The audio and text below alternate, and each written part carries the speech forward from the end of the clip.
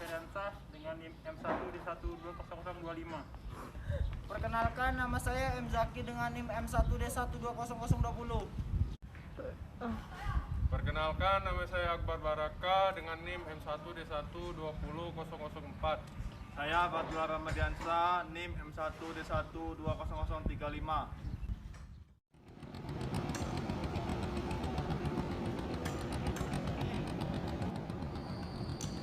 Baiklah, kami di sini akan menjelaskan atau menceritakan tentang sejarah Islam pertama kali di kota Jambi, tepatnya di kota Seberang.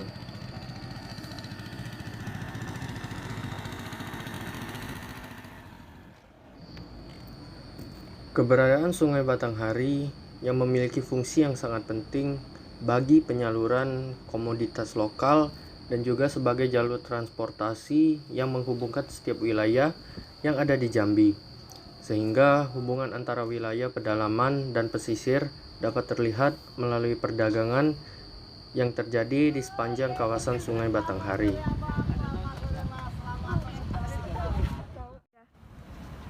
Sungai Batanghari merupakan jalur pelayaran dan perdagangan yang strategis pada masa lampau, apalagi pada masa jayanya di Kerajaan Sriwijaya.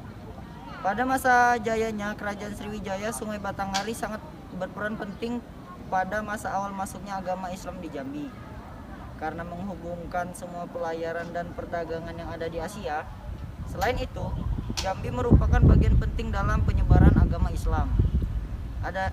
Adanya Islam di Jambi karenanya kedatangan kapal dari Kesultanan Turki untuk penyebaran agama Islam di Jambi. Rombongan tersebut dipimpin oleh Ahmad Ilyas atau Ahmad Barus. Sejarah Islam pada masyarakat Jambi Seberang karena kapal rombongannya terdampar di Pulau Berhala. Ahmad Ilyas menghancurkan patung-patung berhala sembahan di Pulau Berhala sehingga Ahmad Ilyas dijuluki sebagai Datuk Paduka Berhala. 3. Bukti otentik yang dianggap benar mengenai proses Islami di Jambi yang dilakukan oleh orang Turki adalah ditemukannya makam Ahmad Barus atau yang lebih dikenal dengan Paduka Datuk Berhalo di Pulau Berhala, yang saat ini menjadi wilayah bagian dari Provinsi Kepulauan Riau. Berdirinya lembaga pendidikan Islam di seberang kota Jambi dan sekaligus ditemukannya pesantren-pesantren tertua menjadikan kota Jambi seberang representasi perkembangan pendidikan agama Islam di Jambi. Masyarakat seberang kota berkembang suatu cerita bahwa Syed Hussein Barakbah adalah seorang ulama yang telah berjasa besar dalam memperdalam pengertian dan penghayatan masyarakat terhadap Islam. Dan dari cerita-cerita yang masih hidup di kalangan keluarga keturunan Barakbah maupun dari orang-orang lain di daerah seberang, tidak terdengar bahwa Barakbah adalah pembawa Islam yang pertama di daerah seberang kota Jambi. Tetapi kehadirannya membawa pengaruh besar bagi perkembangan Islam di daerah ini. Masuknya Islam di daerah seberang kota Jambi bersamaan dengan pindahnya kerajaan Melayu dari daerah Tanjung Jabung ke pedalaman Jambi, yaitu Tanah Pilih. Pada masa pemerintahan Rangkayu Hitam, sedangkan sebagai pusat kerajaan berada di Tanah Pilih yang terletak di kota Jambi. Sedangkan orang yang pertama kali menyebarkan Islam di seluruh kota Jambi adalah Syed Hussein bin Ahmad Barakbah, dan kehadirannya membawa pengaruh besar bagi perkembangan agama Islam di daerah ini. Masjid Jami Al-Ihsaniyah didirikan pada 1880 oleh salah satu ulama kondang pada zamannya, yakni Sayyid Idrus atau Habib Idrus alias Pangeran Wirokusumo. Sayyid Idrus inilah yang juga membangun rumah batu tak jauh dari Masjid Al-Ihsaniyah. Rumah batu itulah yang mendasari penyebutan Masjid Batu karena masih satu lokasi.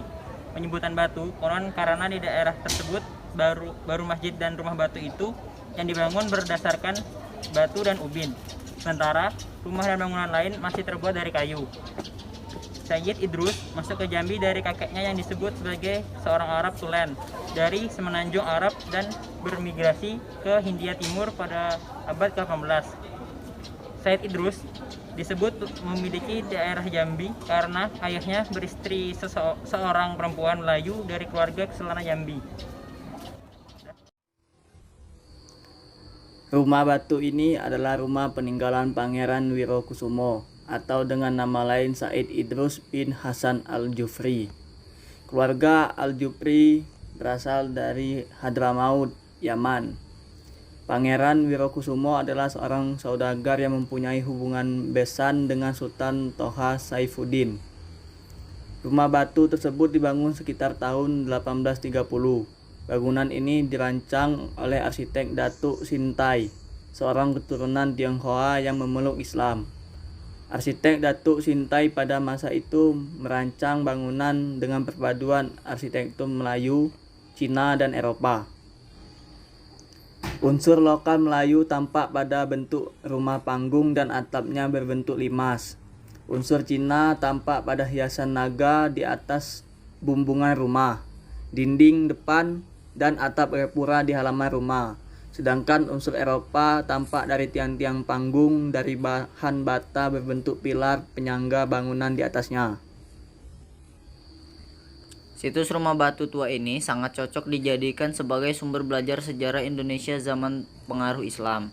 Karena situs rumah batu tua ini selain sebagai cagar budaya di Provinsi Jambi, rumah batu tua yang didirikan oleh Said Idrus yang bergelar Pangeran Wirokusumo ini memiliki nilai sejarah yang tinggi. Situs rumah batu tua ini milik Said Idrus Al-Jufri yang bergelar Pangeran Wirokusumo adalah asli orang Arab yang memiliki ayah mertua bernama Sultan Ahmad Badarudin. Kala semasa hidupnya, Pangeran Wirokusumo memiliki kedudukan yang penting pada masanya, yakni sebagai penengah antara Kesultanan Tasyafuddin dan bangsa Belanda. Sebagai Sultan Jambi pada masa itu melawan penjajahan bangsa Belanda agar negeri Jambi tidak dikuasai oleh Belanda, dan sebagai menyebarkan ajaran Islam di Jambi seberang.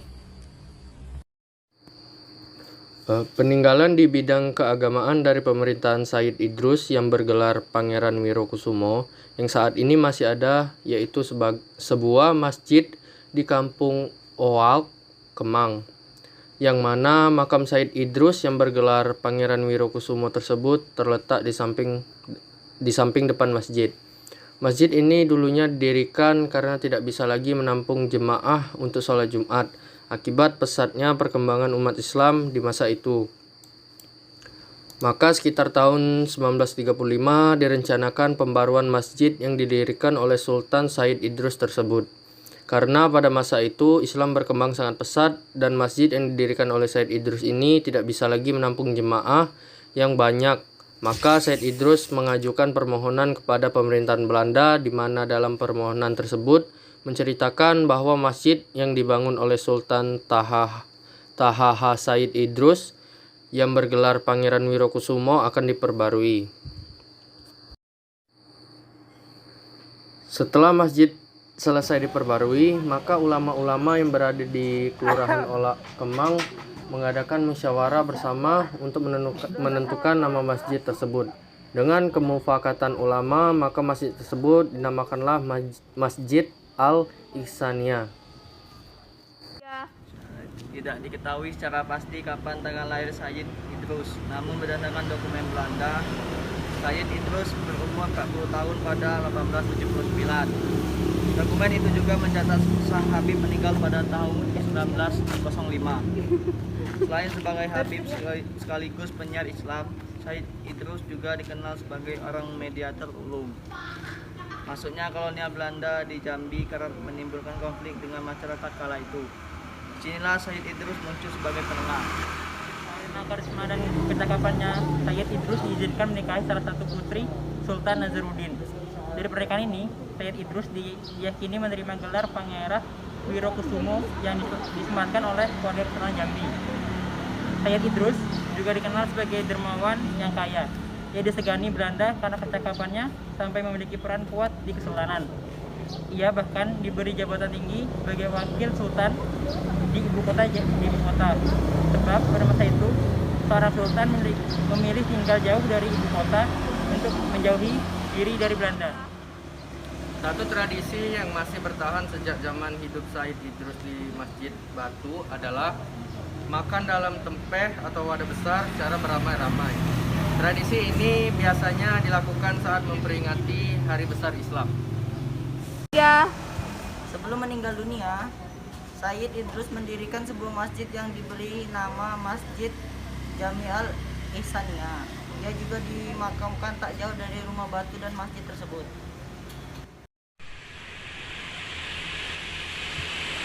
Makam Said Idrus terletak di sebelah kiri Masjid Al-Ihsaniyah. Elah, getar pula.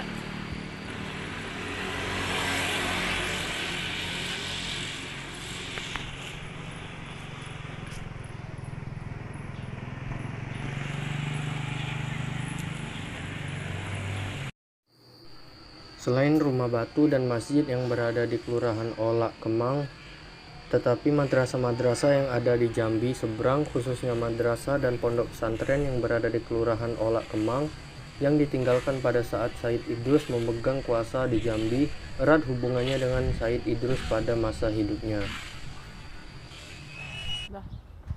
Sekian video dari kami. Wassalamualaikum warahmatullahi wabarakatuh.